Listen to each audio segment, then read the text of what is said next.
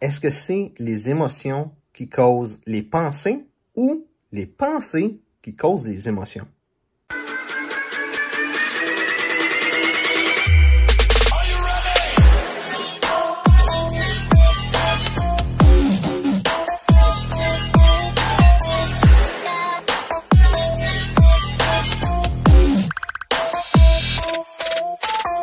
Il y a beaucoup de monde qui vont trouver des raisons pourquoi est-ce qu'ils peuvent pas vendre, qu'ils sont pas bons vendeurs, puis tout ça.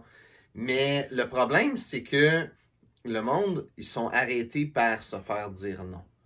Puis, l'affaire, c'est qu'il va y avoir du monde qui va dire non. C'est inévitable. Peu importe ce que tu fais comme business, il y a du monde qui va te dire non.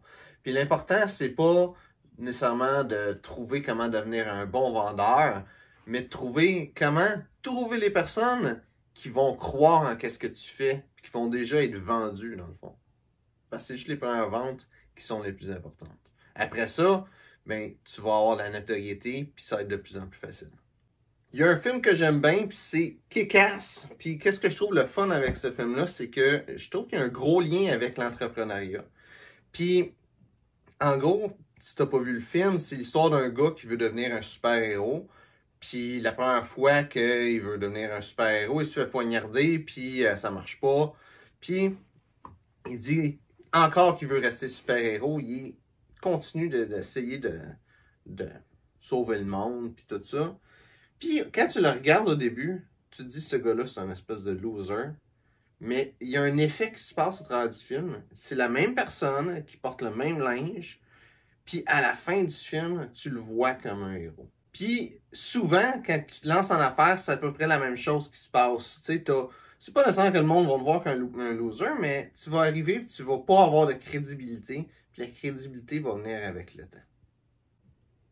Puis c'est ça que le monde ne voit pas. C'est à force de se faire connaître, à force d'avoir le monde qui nous voit, qui voit les choses qu'on fait, pas nécessairement juste les succès qu'on a, les échecs, les succès, qui voient qui on est. Ça fait en sorte que le monde, ils finissent par nous apprécier, par voir la valeur qu'on a.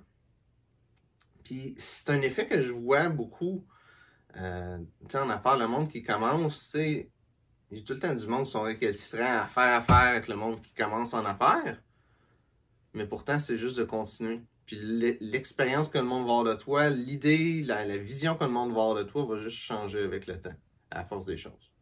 Il y a quelqu'un qui a demandé si les émotions créent les pensées ou si c'est les pensées qui créent les émotions. Puis, moi, qu'est-ce que je dirais, c'est que ni un ni l'autre, puis les deux. Parce que ni un ni l'autre, dans le sens que les pensées et les émotions, ils sont pas reliés. C'est comme, la meilleure façon que je peux dire que la pensée est pas liée aux émotions, c'est de dire... pense à un chien, mettons, ou pense à un marteau. Puis, règle générale, là, c'est pas une émotion, c'est moi qui t'ai demandé de penser à ça. Si tu y penses, il va probablement pas avoir d'émotion qui va arriver en pensant à un chien ou à un marteau. Dépendamment, tu sais, qu'est-ce que tu fais dans la vie ou qu'est-ce qui t'est arrivé dans la vie. Peut-être que tu as une histoire avec un chien ou une histoire avec un marteau. Que oui, là, ça va te faire amener des émotions. Mais règle générale, ces pensées-là ne vont pas t'amener des émotions. Mais l'inverse peut être vrai aussi. Tu sais, tu peux penser à quelque chose que ça te rend triste. Puis, tu peux avoir une émotion qui arrive qui te fait penser quelque chose.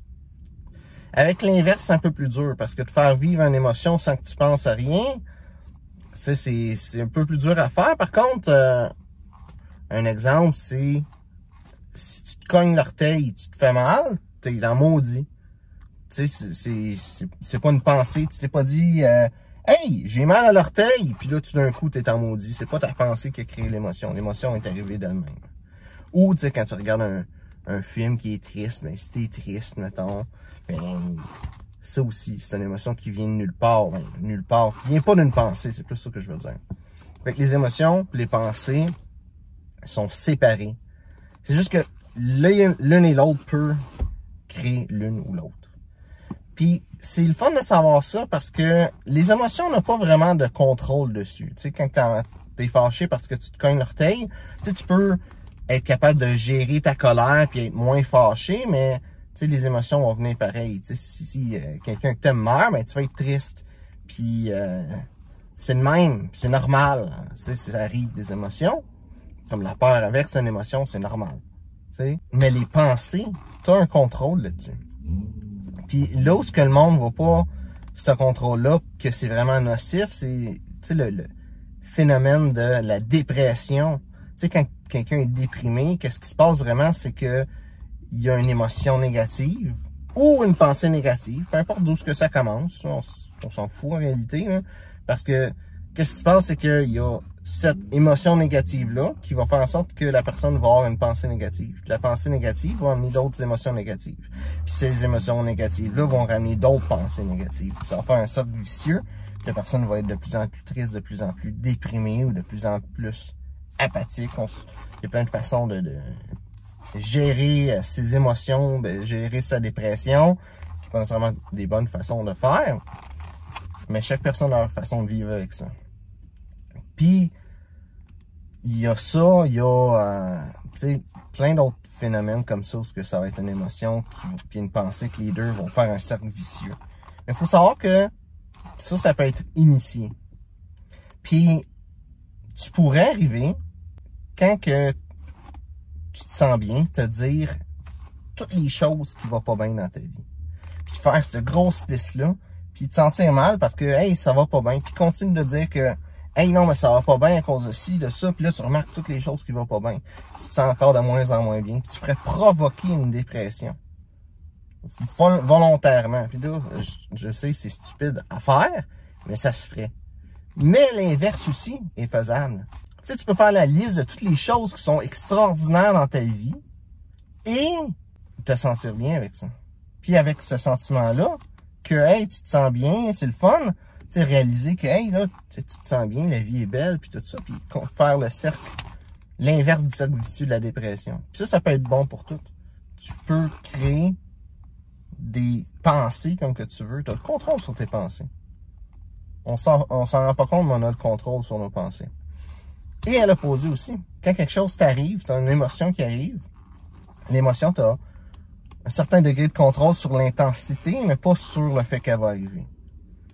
Par contre, tu as un contrôle qui est à 100% sur les pensées que tu vas avoir. Quand quelque chose arrive, tu peux voir ça comme une bonne chose ou comme une mauvaise chose. Tu peux tirer les mauvaises choses de ça comme tu peux tirer les bonnes choses de ça.